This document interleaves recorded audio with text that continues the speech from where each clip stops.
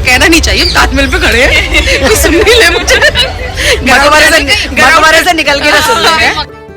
खूबसूरत मोहब्बत की एक कहानी है, ताज दुनिया में मोहब्बत की निशानी है। आइए दिखाते हैं पूरा ताजमहल इसकी दिलचस्प कहानी के साथ जो दिल को छू लेगी। मुमताज की जो पिक्चर दिखाते हैं इतनी बेकार, इतनी सी हाइट कम और ऐसी गोलमोल सी, ये मुमताज महल की बात कर रही है। गुड मॉर्निंग दोस्तों। ताजमहल जाने का समय मुझे लगता है मॉर्निंग में सनराइज की वजह से बहुत सारे फॉरेनर्स होते हैं, तो अंदर घुसने में ही आपको 1 घंटा लग जाएगा। सनराइज का क्राउड सभी आके 8 साढ़े 8 तक निकल जाता है, तो इसका मतलब 8:30 से लेके 11 साढ़े 11 बेस्ट टाइम है। मनीषा जी आ चुकी है हमारे बीच में।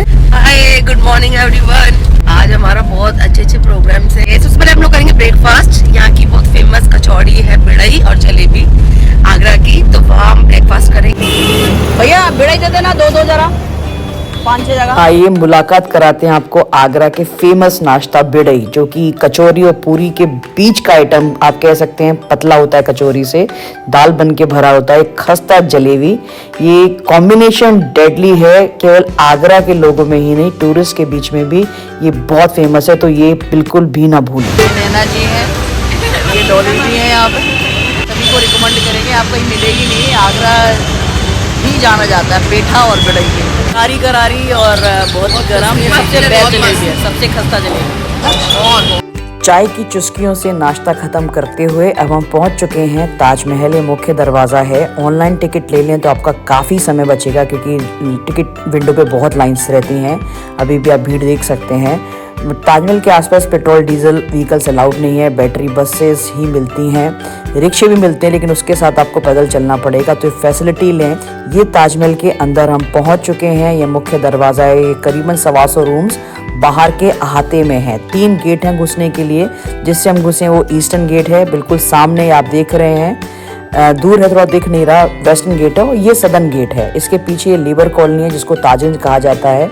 जब ताजमहल बना था 1600 सेंचुरी में, उस वक्त जितने भी 20,000 लेबर आए थे, वो इस गेट के पीछे पूरी लेबर कॉलोनी उन्होंने बसा ली थी। ये मुख्य दरवाजे को निहारते हुए, और जब आप मुख्य दरवाजे से अंदर घुसेंगे तभी आप ताजमहल तक पहुंचेंगे। इससे घुसने से पहले ताजमहल नहीं दिखता है, क्योंकि शाहजहां का जो कॉन्सेप्ट था कि एक्सट्रीम ब्यूटी है, एक नज़र में नहीं आनी चाहिए, धीरे धीरे आपको अप्रोच करनी चाहिए। तो जब आप इस गेट से डोरवे से घुसेंगे तो देखिए धीरे धीरे ताजमहल आपको स्टेप बाय स्टेप दिखना शुरू होता है। पहले ताज की मुख्य बिल्डिंग दिखती है, फिर उसके बाद 2 टावर दिखते हैं, और उसके बाद पूरा ताजमहल। तो धीरे धीरे ब्यूटी ये आपको अप्रोच करेगी। पूरा का पूरा ताजमहल एक साइड में नहीं दिखता है। ये ताजमहल है, थोड़ा धुंधला दिख रहा है पीछे, ये कोहरा है। ये हमारे पीछे ताजमहल का मुख्य दरवाज़ा है। क्या ज़बरदस्त नमूना है खूबसूरती का। मतलब हम ताजमहल की नहीं अपनी बात कर रहे हैं। यहाँ से हम ताजमहल में एंट्री करते हैं। चारों तरफ गार्डन्स बसे हुए हैं, बीच में फाउंटेन लाइन है जो मुख्य दरवाजे से मेन मकबरे तक जाती है।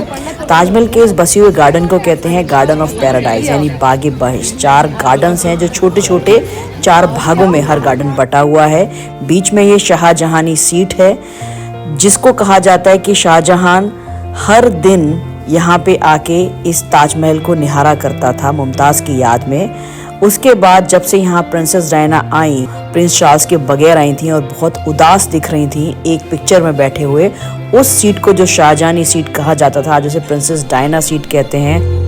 सबसे खूबसूरत इंसानी चेहरे वो होते हैं जो परफेक्ट सिमेट्रिकल होते हैं। चेहरे पे अगर एक लाइन खींच दी जाए, दोनों तरफ एक जैसे फीचर्स हों, वो सबसे सुंदर चेहरे माने जाते हैं। ताजमहल बिल्कुल इसी आधार पे बनाया गया है। बहुत ही खूबसूरत सी प्रेम कहानी है, इसलिए इसको मॉन्यूमेंट ऑफ लव भी कहते हैं, ड्रीम इन मार्बल कहते हैं, पोएम इन स्टोन कहते हैं। शाहजहां की शादी हुई मुमताज़ से, और बहुत डोटिंग हस्बैंड था शाहजहां।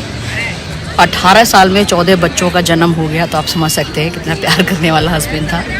एनीवे फर्टिलिटी भी उस वक्त अलग ही होती थी। तो 14वें बच्चे की जन्म के समय मुमताज़ की बहुत तबीयत ख़राब हुई। मुमताज़ ने शाहजहां को बुलाया और उसको बोला कि 2 प्रॉमिसेस तुमसे मांगती हूँ। पहली प्रॉमिस कि शादी मत करना, और दूसरा प्रॉमिस कि मेरे लिए एक ऐसी इमारत बनवाना जो हमारे प्यार की निशानी रहे जन्म जन्मांतर तक। शाहजहां ने प्रॉमिस किया। मुमताज़ उसके बाद डेथ हो गई।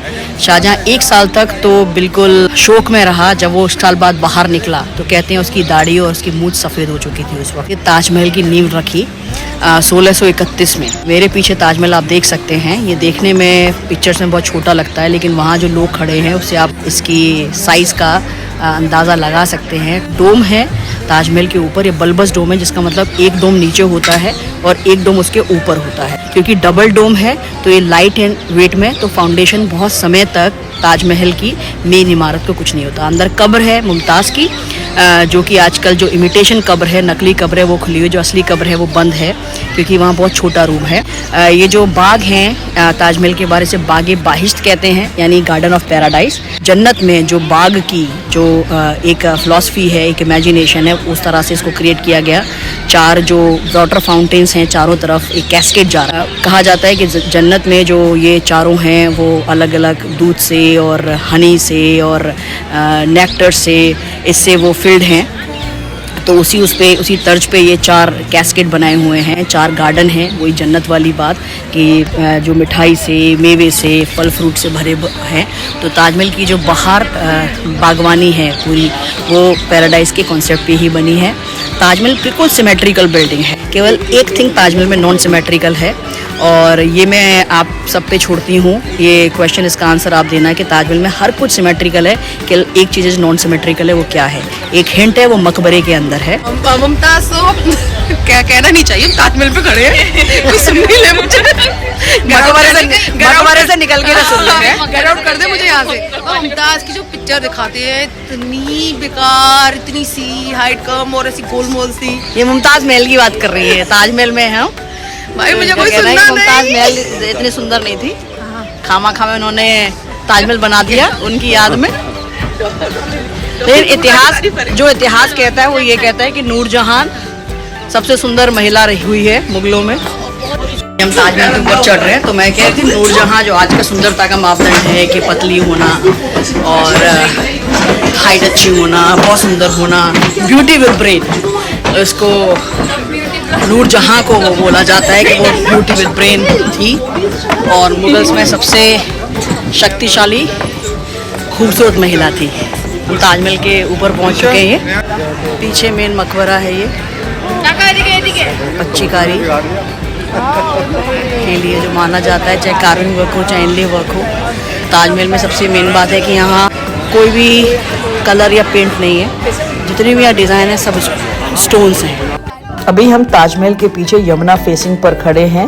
ताजमहल की विशेषता ये है क्योंकि परफेक्ट सिमेट्रिकल बिल्डिंग है, तो लेफ्ट, राइट, फ्रंट, बैक से बिल्कुल एक जैसा व्यू देती है। ताजमहल के 2 तरफ एक लाल कलर की इमारतें बनी हुई हैं। जो राइट साइड में आपको दिख रही है सामने, ये मस्जिद है। जो लेफ्ट साइड में दिख रही है, ये जमात खाना यानी रॉयल गेस्ट हाउस है। क्योंकि सारी मस्जिद इंडिया से वेस्टर्न फेसिंग होती हैं, पश्चिमी की तरफ मुंह करे हुए, क्योंकि मक्का मदीना वेस्ट में है इंडिया से, तो सारी मॉस्क इंडिया में जो हैं वो कभी भी ईस्ट, साउथ और नॉर्थ फेस नहीं हो सकती हैं। दूसरी तो ये जो बिल्डिंग सामने मस्जिद बनी, लेकिन जो लेफ्ट साइड में बिल्डिंग अभी आप देखेंगे वो केवल इमिटेशन मॉस्क थी। लेकिन जब शाहजहां आता था हर फ्राइडे को यहाँ पे मुमताज की कब्र पर, तो वो जो इमिटेशन मॉस्क है वहां बैठ के सुस्ताता था, आराम करता था, कुछ खाता पीता था, तो उसको रॉयल गेस्ट हाउस यानी जमात खाना और मेहमान खाना कहलाने लगा तब से।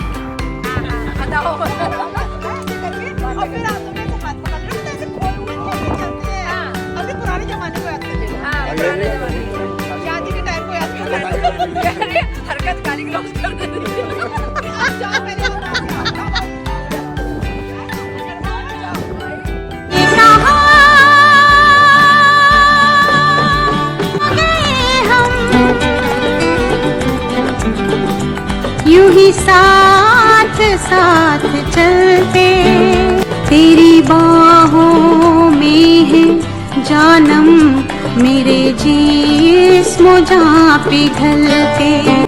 ये कहाँ आ गए हम। ताजमहल के बारे में कहा जाता है कि आज की इसकी हवाओं में शाहजहां और मुमताज की मोहब्बत जिंदा है। हाथों में हाथ डाले, खुद को जरा संभाले, वो जाएंगे जिधर से हो जाएंगे उजाले। चांद कहेगा हंस के, होठों पे हाथ रख के, वो जा रहे हैं देखो। दो प्यार करने वाले। जिंदा है शाहजहां की मोहब्बत अब तक, गवाह है मुमताज की उल्फत अब तक। एक बार ताजमहल जाकर तो देखो, टपकती है पत्थर से मोहब्बत अब तक। 22 साल लगे इसको बनने में, 1631 से लेके 1653 तक। मीनार को देखिए, ये मीनार मेरे पीछे है, ये चारों मीनार। इन मीनार का सीन ये है कि ताजमहल इस गणित से बनाया गया कि कोई भी इसको डैमेज ना कर पाए। तो जो चारों मीनार हैं 2 से 5 सेंटीमीटर तक बाहर की तरफ मुड़ी हुई है। बाहर से आप देखेंगे तो स्ट्रेट लाइन है, लेकिन अंदर से हल्का सा टिल्ट है। तो कभी कोई अर्थक्वेक हो या कोई हैवी स्टॉर्म हो तो सारी ये चारों मीनार बाहर की तरफ गिरे और ताजमहल को कोई नुकसान ना पहुंचे। जो स्टोन आप देख रहे हैं, पॉइंट करना, ये सूरज की किरण पड़ रही है तो ये सारे स्टोन चमकने लगे। ताजमहल ही क्यों ऐसी बिल्डिंग है जो चमकती है? क्योंकि जो मार्बल है ये नॉन पोरस मार्बल है, जिसका मतलब इसमें कोई स्टेन नहीं पड़ता। इसमें आप कोक भी डाल देंगे तभी ये बड़ी प्रैक्टिकल मार्बल है, तभी हम इस मार्बल को अपनी किचन स्लैब्स पे और स्टेयर केस पे यूज़ करते हैं। आप और मार्बल्स नहीं कर सकते क्योंकि उसमें अगर कुछ भी गिर गया, रेड वाइन गिर गई तो वो स्टेन पड़ जाता है। दूसरी चीज़ है इसमें क्वालिटी इस मार्बल की, ये ट्रांसलूसेंट मार्बल है, यानी जब सनराइज से पहले जब सूरज नहीं निकला होता तो बड़े डल वाइट कलर में ये पूरा ताजमहल दिखता है। जब सनराइज होता है तो ये पिंकिश गोल्डन कलर में चेंज हो जाता है। ये सन बिल्कुल शबाब पे होता है, यानी कभी ना मिले ना। करियो ब्रेक करियो, रुक जा, मैं करूँ। दीदी इधर आ जाओ, जल्दी आओ, बहुत अच्छा व्यू है यहाँ से। हाँ